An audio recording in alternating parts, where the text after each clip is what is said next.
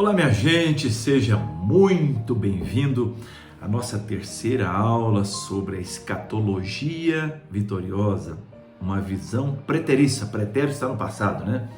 Então, algo que já aconteceu e que muitas pessoas, talvez por informações que eles receberam em toda a sua vida, e essas pessoas acreditam que tudo está no futuro, né? E nós estamos mostrando, segundo Mateus 24, segundo a história, nós estamos colocando vários relatos da história que podem ajudar a gente a ter um entendimento melhor.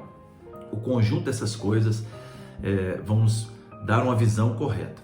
Mais uma vez, não estou falando, eu estou certo, as pessoas estão erradas. Isso é terrível. Isso é uma vaidade que nós não podemos ter no nosso coração, né?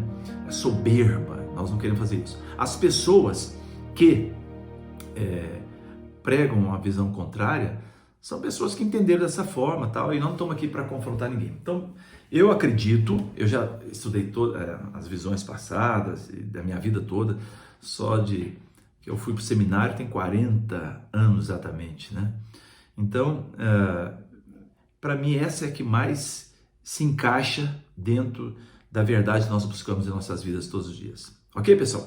Então, lembrando a todos vocês que nós tivemos a primeira e segunda aula e agora vamos para a terceira aula que nós estamos estudando versículo por versículo, dividindo em partes o texto de Mateus capítulo 24. Lembrando que a história começa quando Jesus está lá em Jerusalém, ele vê o templo, os discípulos chamam atenção para aquilo, e ele os discípulos fazem 3 perguntas, e o nosso objetivo é tentar responder essas 3 perguntas aqui, né? Está no Mateus capítulo 24, as 3 perguntas que eles fazem. Tendo Jesus se assentado no Monte das Oliveiras, eu já mostrei a foto, Jesus olhando lá para o Monte das Oliveiras, né? Os discípulos dirigiram-se a ele em particular e disseram, 2 pontos, dize-nos, quando acontecerão essas coisas? 1. Qual será o sinal da sua vinda? 2. E do final dos tempos? 3. Nós estamos ainda respondendo quando acontecerão essas coisas. Estamos baseando a nossa resposta do versículo 4 até o versículo 24 de Mateus, capítulo 24. Ok, pessoal? Então, muito bem, dando continuidade, antes de mais nada, queria muito que você fizesse uma gentileza, comentasse aí o que você está achando. Muita gente já está fazendo pergunta, eu disse que não vou responder pergunta, pessoal, quando eu terminar toda a minha série, porque tem perguntas, alguém está falando, mas Apocalipse, vai chegar lá, calma, tá? Então, não vou ficar com muitas perguntas, vocês vão chegar à própria conclusão com elas. Não sejais ansiosos. Muito bem, minha gente querida.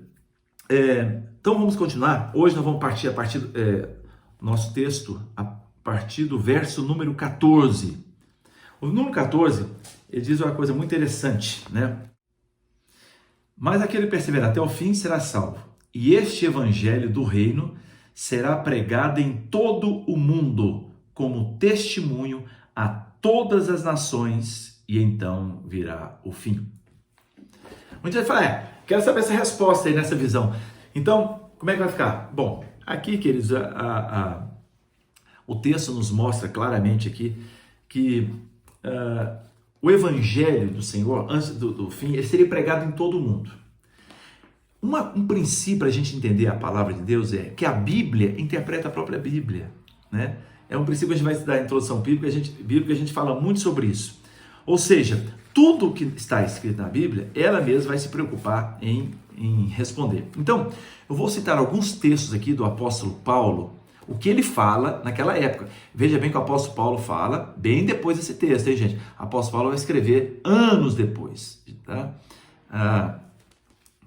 E diz assim, apóstolo Paulo, esse evangelho será pregado a todo mundo, né? Romanos capítulo 1, versículo 8, Paulo diz assim, primeiramente dou graças ao meu Deus mediante Jesus Cristo, no tocante a todos vós, porque em todo o mundo, é proclamado a vossa fé. O apóstolo Paulo, ele saiu pregando o evangelho em todas as nações, né? E olha o que ele diz na Bíblia, em todo o mundo. Será que a Bíblia está errada mais uma vez? Igual na geração? Que nós temos conversado muito, pessoal, é exatamente sobre a geração. Jesus fala, não passar essa geração sem que tudo isso ocorra. Isso aqui, a pregação do evangelho, também estava incluída lá. Tá, vamos ver. Você fala, mas texto aí, tá, vamos para adiante lá, vamos programar mais texto aqui. Romanos 10, versículo 18. Mas pergunto, porventura não ouviram? Sim, por certo. Por toda a terra se faz ouvir a sua voz, e as suas palavras até aos confins do mundo. Apóstolo Paulo dizendo. Mas, Romanos 16, 25 a 26. Segundo o meu evangelho e a pregação de Jesus Cristo, se tornou manifesto entre todas as nações. Romanos 16, 25 a 26. Tem mais. Colossenses 1, de 5 a 6. Do evangelho que chegou até vós, como também em todo o mundo está produzindo frutos e crescendo. Então veja bem que existem vários textos do apóstolo Paulo que falam sobre isso. Eu vou lembrar só mais um aqui. Olha quantos textos eu estou falando que ele fala que o evangelho chegou a todas as nações e todo mundo. Lembre-se, tudo isso nós estamos falando antes que uma geração terminasse, tá bom? Vamos lá. Colossenses 1, 23. Se é que permaneceis na fé, alicerçados e firmes, não vos deixando afastar da esperança do evangelho que ouvistes, e que foi pregado a toda criatura debaixo do céu, e do qual eu, Paulo, me tornei ministro. Olha o que Paulo está falando. Na esperança do evangelho que ouviste e que foi pregado a toda criatura debaixo do céu. Ponto, gente. A própria Bíblia está falando. Ou será que as pessoas futuristas estão dizendo que isso também está errado? Não está, né, gente? Não dá para a gente ir por esse lado aí. Então, o apóstolo Paulo fala bem claramente que o evangelho foi pregado em toda a terra. E veja bem, alguns textos, eu não sou estudioso do grego, mas eu estava lendo um livro aqui, que alguns textos falam de confins. Esse confins aqui, a tradução seria terra inabitável. E fala também, em outros textos, da terra conhecida. Ou seja, o evangelho pregado na terra conhecida e até os confins. Beleza? Vamos lá. Vamos continuando aqui então. Então, esse é até o versículo 14. Versículo 15 em diante. Aí ele começa a falar sobre a destruição que haveria sobre a face da terra. Então, olha o que ele diz aqui. Quando, pois, virdes o abominável da desolação de que falou o profeta Daniel no lugar santo, quem lhe entenda, então, se estiver na Judéia, fujam para os montes. Quem estiver sobre o eirado, não desça tirar da casa alguma coisa. E quem estiver no campo, não volte atrás para buscar sua capa. Ai das que estiverem grávidas e das que amamentarem naqueles dias. Orai para que a vossa fuga não se dê no inverno nem no sábado. Então, veja bem, ele começa a falar aqui, então, se estiverem na Judéia, fujam. Eu vou colocar aqui agora o mapa da Judéia para vocês entenderem. A Judéia era uma província que ficava mais ao sul de Israel e na região ali próxima ao Mar Morto, a Jerusalém e tal. Então, quem está naquela região, essa região se tornou uma província do Império Romano. E quando eles vieram tomar, eu já falei isso no vídeo anterior, eles ficaram por 4 meses, 20 mil soldados, fazendo o povo morrer de falta básica de comida e aquelas coisas horrorosas que aconteceram, que eu falei semana passada. Eu vou dar uma pincelada aqui um pouquinho sobre isso para vocês também. Então, o que aconteceu foi que o Senhor falou que as pessoas deveriam, que estivessem na Judéia. Alguém fala, não, isso aqui vai ser antes da volta de Jesus, vai acontecer esse momento aqui, essa destruição total que fala aqui na palavra de Deus. Que eu falo da Judéia, está falando da Judéia. Que Judéia é essa então? Judéia é Europa? Judéia é Estados Unidos? É Brasil? É África? Que Judéia é essa? A Judéia é a Judéia. Tanto é que a história provou que houve essa perseguição na Judéia, que faz parte de toda Jerusalém aqui, e o Senhor manda fugir para os montes. E alguns cristãos daquela época que creram que Jesus falou, quando perceberam a movimentação do exército romano, inclusive era a época de festa em Jerusalém, tinha aproximadamente, a Jerusalém tinha mais ou menos 1 milhão de pessoas, mas como aglomerou pessoas, juntava 3 milhões na cidade. E como era época de festa, alguns judeus avisados, crendo na palavra que Jesus falou que era para aquela época, fugiram para os montes, foram os que escaparam. Porque quem esteve ali dentro foram mortos, queridos. Foram mortos, já falei isso aqui, foi um morticínio assim, assustador. E aí, ali, 95 mil pessoas foram levadas como cativos e o restante foram mortos, né? De uma maneira nunca vista na história. Eu vou até mostrar para vocês aqui um pouquinho, que você pode comparar com a Segunda Guerra Mundial, com o campo de concentração de Auschwitz, qualquer outra coisa, nada se compara ao que foi feito ali naqueles dias ali, ok? Quem estiver sobre o eirado, não desça para tirar de casa coisa alguma, porque era muito comum aquelas casas terem um eirado. Jesus, a última ceia dele, subiu na parte de cima, né? Então quem estiver nesse eirado, não desça de forma alguma. Está falando aqui, não desça, fuja. Quem estiver fora da cidade, não esqueceu atrás, fuja, vai embora, porque o trem vai ficar feio, né? Orai para que a vossa vulga não seja no inverno, né? E nem no sábado. Por que no sábado? Porque tinha judeu que preferia morrer do que fugir e andar no sábado, né? Então, por isso que o Senhor fala no sábado aqui. Eles eram presos a essa lei aí, né? Então, quem estiver no campo não volte para trás. Ah, elas estiverem grávidas. Qual o problema das grávidas? A dificuldade de fugir. A dificuldade de amamentar. As crianças foram mortas, as crianças passaram fome, as crianças eram roubadas, a comida jogava-se no chão. Foi uma barbaridade. Como eu falei, nunca se houve no passado alguma coisa tão terrível como naqueles dias. E é interessante que ele fala aqui sobre o lugar santo, né? Porque nesse tempo haverá grande tribulação, como desde o princípio do mundo até agora não tem havido. E nem haverá jamais.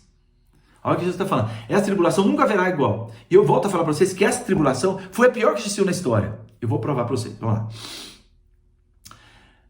Não tivessem aqueles dias sido abreviados, ninguém seria salvo. Mas por causa dos escolhidos, tais dias serão abreviados. Serão por quê? Porque Jesus está falando que isso ia acontecer. Até o ano, uma geração, né? Até o ano 70, 72 por aí. Então veja bem, essa grande tribulação, chamada pelos futuristas, que vai acontecer, as pessoas acreditam que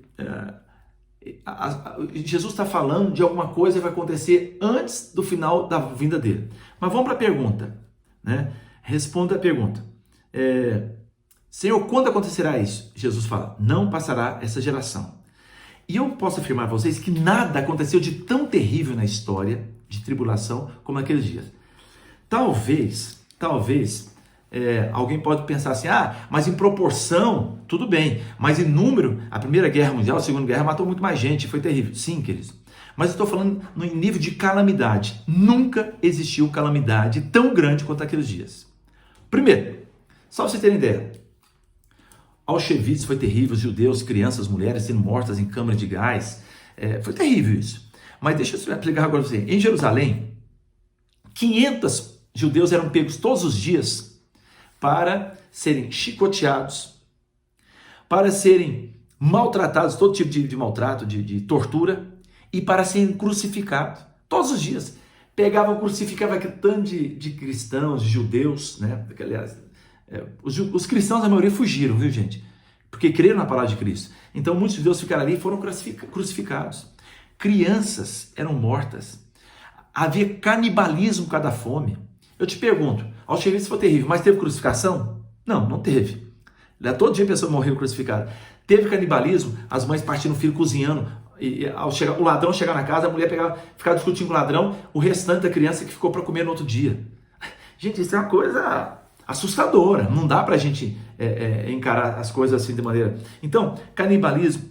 Outra coisa, os cristãos pensando, nós vamos salvar um dia, eles tinham diamantes e eles engoliam para poder sair depois e usar esse diamante quando sair. O que os romanos descobriram isso? Matavam e abriam o estômago de todas as pessoas, intestino, procurando diamantes escondidos. Então isso aqui tudo no comando, na ordem do general Tito, como eu falei no vídeo anterior. Então, vocês veem que as pessoas foram chicoteadas, torturadas, crucificadas, mataram de maneira terrível, fome. Então, nada existiu. A pessoa ficar 4 meses sem comer nada. Você imagina o que é isso? Então, por isso que eu falo para vocês, não existe tribulação tão grande quanto essa. De matar todas as mulheres, crianças jogadas no chão, atiradas no chão, tirava coisa da comida. Meu Deus, eu não gosto nem de pensar nisso, gente. Eu tenho netos, minhas filhas já estão grandes, meus netos. Eu fico desesperado de pensar que alguém poderia ter feito uma coisa dessa com meu neto. Então, não tem nada que a gente possa dizer que foi pior do que isso. E aí, porque nesse tempo, haverá tão grande tribulação como desde o princípio do mundo até agora não tem havido e nem haverá jamais. É o que Jesus falou. Então, gente, essa tribulação foi uma coisa terrível, monstruosa, e que nós lamentamos profundamente. Preste atenção aqui o que Flávio Josefo escreve sobre aqueles dias. A fome que houve lá. Assim, toda esperança de fuga agora estava eliminada para os judeus, juntamente com a liberdade deles de sair da cidade. Então, a fome ampliou o seu avanço, devorando as pessoas por casas e famílias inteiras. Os aposentos altos estavam cheios de mulheres e crianças morrendo de fome. E as vielas da cidade estavam cheias de corpos, mortos, de idosos às crianças. Também os jovens perambulavam pelos mercados com sombras, todos inchados pela fome, e caíam mortos, onde quer que sua miséria os capturasse. Terrível demais, né, gente? Meu Deus, é uma coisa assim inimaginável. E agora, gente, vamos para os falsos cristos, né? No capítulo 24, versículo 23 e o versículo 27. Os falsos cristos também que Jesus falou que aconteceria. O que o Senhor diz lá? Então, se alguém vos disser, eis aqui o Cristo, ou ei-lo ali, não acrediteis, porque surgirão falsos cristos e falsos profetas, operando grandes sinais e prodígios para enganar, se possível, os próprios eleitos. Vede que vos tenho predito. Portanto, se vos disserem, eis que ele está no deserto, não saiais, ou ele no interior da casa, não acrediteis, porque assim como o relâmpago sai do oriente e se mostra ali no ocidente, assim há de ser a vinda do Filho do Homem. Então, o Senhor está falando aqui sobre os falsos cristos. O que acontecia naquela época? Eu já falei. Os judeus desesperados, sem esperança, o Império Romano dominando, oprimindo, matando, crucificando, sabe? Fazendo essas coisas que nós já falamos todas. Eles tinham esperança que haveria um Messias que um dia o salvaria. Salvaria de quê? Do Império Romano. E o que eles fizeram? Eles agarravam a esperança sobre esse Messias e ficaram desesperados. E com isso, muitos aproveitadores se manifestaram. Falaram, eu sou Cristo, olha, eu tenho esperança. Olha, eu vou marcar aqui, o Messias está voltando tal dia, pode me crer que nós vamos acabar com esse sofrimento todo. E os judeus se apegavam a isso. E aí, houve muita frustração, e não foi um só, não. Houveram vários, a história relata vários falsos cristos que manifestaram em toda aquele momento tão triste, tão terrível na vida dos judeus. E aí, gente, vamos para o capítulo 20, versículo 24, versículo 28, para a gente terminar a primeira pergunta, tá bom? Depois nós vamos falar sobre como é que é esse negócio da vinda do Filho do Homem, quando que ele vai vir, nós vamos explicar isso aqui um pouquinho, tá bom? Então diz assim, o versículo 28. Onde estiver o cadáver, aí se ajuntarão os abutres. Gente, imagine isso. Uma cidade tomada por cadáveres. E ele fala assim, aonde estiver o cadáver, assim, ali ajuntará o abutre. E interessante que o escudo dos soldados romanos, eles tinham asas. Alguns acreditam que eram águias, mas se você ver, eu vou colocar uma foto aqui, que mostra, vocês podem ver essa foto, que mostra um escudo romano. Duas asas, imagina essa visão, cadáveres não falta. O Império Romano é aquela multidão de gente, com a sua roupa, uniforme, seus escudos, como asas de abutre.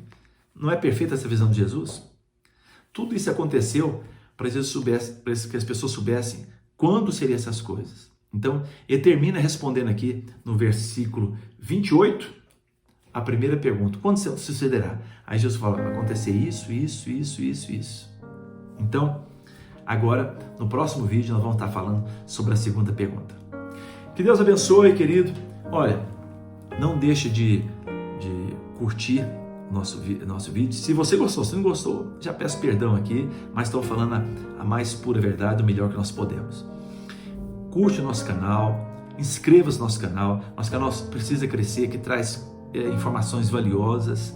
Nós não estamos aqui defendendo uma igreja, não estamos defendendo aqui a ABC, nós estamos defendendo a palavra de Deus da forma mais sincera que nós podemos, tá bom? Compartilhe com seus amigos, convide pessoas para assistirem também e vai ser uma bênção em nome de Jesus, tá bom? Volta a falar, vê o que você achou, você gostou? Dá a sua opinião aí. Perguntas não estou respondendo ainda. Vamos ouvir até no final, depois, último vídeo, eu vou responder todas as perguntas que não foram respondidas. Porque tem muitas pessoas que já estão falando, vai chegar o seu momento. Ok, pessoal? Um beijão no coração, tchau, até o próximo vídeo. Fica ligado aí que nós vamos publicar rapidamente. Nós estamos publicando de 2 a 3 vídeos por semana. Um abraço, que Deus abençoe e lembre-se, a igreja será sempre vencedora, sempre vitoriosa. O anticristo nunca dominará a igreja, porque Jesus, Ele é o Senhor. Maranata, ora vem, Senhor Jesus. Que Deus abençoe a todos.